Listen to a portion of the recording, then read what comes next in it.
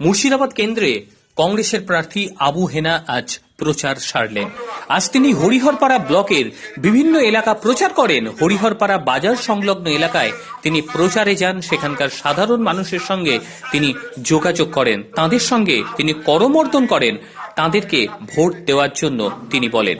আজকে প্রচার পর্ব সারার পর একটি বেসরকারি অনুষ্ঠান বাড়িতে তাই কর্মী সভা করে। সেই কর্মী সভায় উপস্থিত ছিলেন জেলা কংগ্রেসের নেতৃত্বরা। অনেকেরই ভরসা এই বছর রীতিমতো বেগ দিতে চলেছে অন্যান্য প্রার্থীদেরকে আবু হেনা। কি বললেন আবু হেনা, চলুন শুনে নি তার বক্তব্য। হরিহরপাড়া থেকে জিশান আলী মিয়ার রিপোর্ট, এনটিভি WB। আজকে হরিহরপাড়াটা প্রচারটা শুরু করব, একটা মিটিং হবে, তারপর কি হবে না হবে সেটা ব্লক কংগ্রেস কমিটির সভাপতি ঠিক করেছে যে রোড শো হবে, একটা মানে পদ পরিক্রমা হবে। এইভাবেই আমরা আজকে এটা শুরু করব। মানে কয়েকদিন আগে আপনাদের দলের মানে আপনার সমর্থনে দেওয়াল লিখতে দেয়নি, এরকম চলছে, এটা নিয়ে কি বলবেন? দেখুন, এই ব্লকের একটা অঞ্চল আছে হুমায়ুনপুর। হুমায়ুনপুরে আমাদের তৃণমূল কংগ্রেসের গুন্ডারা, ওখানকার যারা মিসক্রেন্টস, তারা আমাদের লোককে দেওয়াল লিখতে দিচ্ছে না, হুমকি দিচ্ছে, দেওয়াল লিখতে তোমাদের শেষ করে দেবো, ও করে দেবো। এই ব্যাপারটা নিয়ে কমপ্লেন করেছে, থানায় কমপ্লেন করেছে, জিডি নিয়েছে, আমাদের বিডিও সাহেবকে কমপ্লেন করা হয়েছে, আমাদের নির্বাচন কমিশনকে জানানো হয়েছে, প্রত্যেককে জানানো হয়েছে, কমপ্লেন করেছে যে আমাদেরকে দেওয়াল লিখতে দেওয়া হচ্ছে না। এটা গণতন্ত্রের পক্ষে অত্যন্ত ক্ষতিকর ব্যাপার। তাই আমরা এখানে এসেছিলাম বিডিও সাহেবের সঙ্গে দেখা করতে রিগার্ডিং অল দিস থিংস।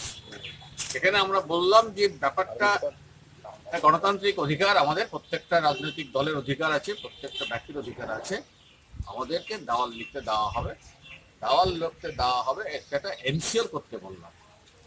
এখানকার বিডিওকে বললাম, নির্বাচন কমিশনের আন্ডারে তারা এখন নিশ্চয় করতে বললাম যে আপনারা ওখানে দেখুন এবং যাদের বিরুদ্ধে কমপ্লেন লজ করা হয়েছে তাদেরকে অ্যারেস্ট করুন, এবং আমাদের যাতে দেওয়াল লিখতে হয়, যাতে তাদের কোনো অঘটন না ঘটে, সেটা আপনাদের দেখতে হবে। উনি আমাদের প্রতিশ্রুতি দিয়েছেন যে দেওয়াল লেখনের ব্যাপারে কোনো কমপ্লেন যেটা আমরা বলেছি সেটা ওটাকে কমপ্লাই করবে। তার মানে ওনারা ওখানে যাবেন, তাদের প্রেজেন্সে আমাদের যারা নেতৃত্ব আছে ওখানকার, তারা বর্গীরা যারা আছে, যারা দেওয়াল লিখবে, তারা সেই দেওয়াল লিখবে, যাতে সুষ্ঠুভাবে হুমায়ুনপুরে আমাদের ক্যাম্পেইনটা হতে পারে এবং ইলেকশনটা হতে পারে, সেটা দেখার দায়িত্বটা আমাদের এখানকার প্রশাসনের, পুলিশ প্রশাসনের, নির্বাচন কমিশনের।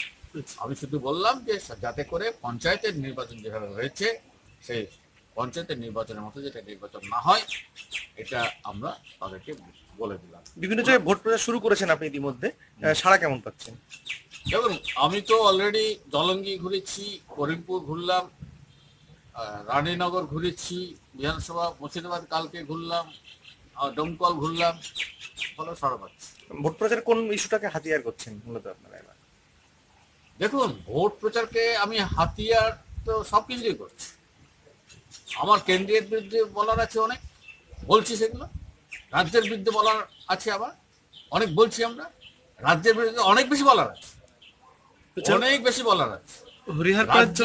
রাজ্যের যে পঞ্চায়েতের নির্বাচনটাকে, গণতন্ত্রকে হত্যা করেছে, গণতন্ত্রকে যে হত্যা করেছে, নির্বাচন হতে দেয়নি,